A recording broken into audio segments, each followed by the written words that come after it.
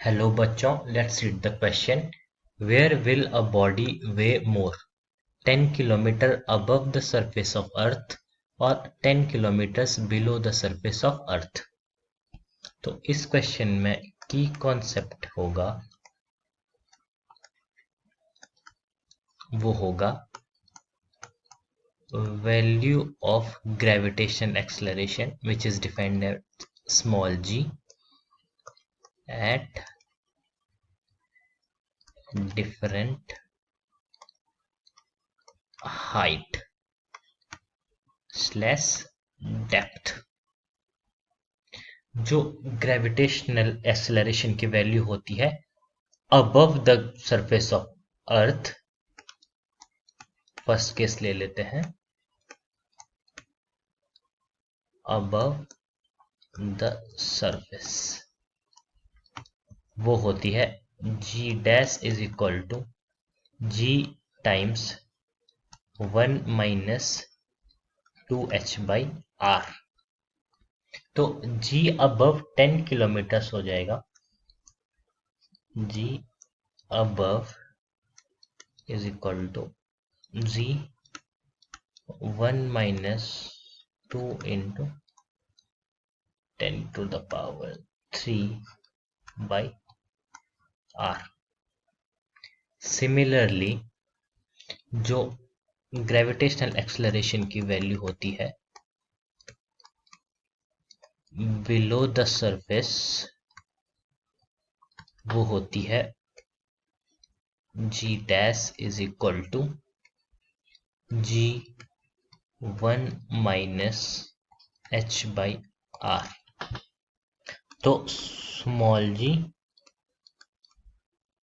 Below 10 kilometers हो जाएगा g times 1 minus 10⁻³ by R. अब हम दोनों एक्सप्रेशंस को अगर कंपेयर करते हैं तो 2 इंटू 10⁻³ 2 टाइम्स बड़ा है 10⁻³ से. तो अबव वाले केस में जो नेगेटिव नंबर है वो बड़ा है, तो बड़ा नंबर अगर सब्सट्रैक्ट होगा तो इससे जो जी अबव की वैल्यू है वो कम हो जाएगी, और बिलो द सरफेस वाले केस में जो नेगेटिव नंबर है वो अबव वाले से छोटा है, तो इसका मतलब जो जी बिलो की वैल्यू है वो बड़ी हो जाएगी. From these expression from these expressions we get g below is greater than g above. अब हम वेट को डिफाइन करते हैं m टाइम्स g से. तो g की वैल्यू जिस भी जगह के लिए ज्यादा होगी तो वहां पर वेट ज्यादा होगा. Greater the g greater the weight.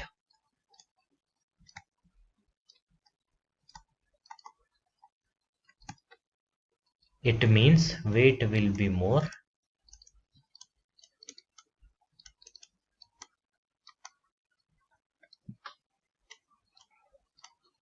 below 10 kilometers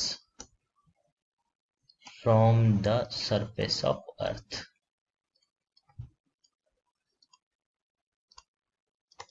तो फाइनल आंसर हो जाएगा बॉडी विल वे मोर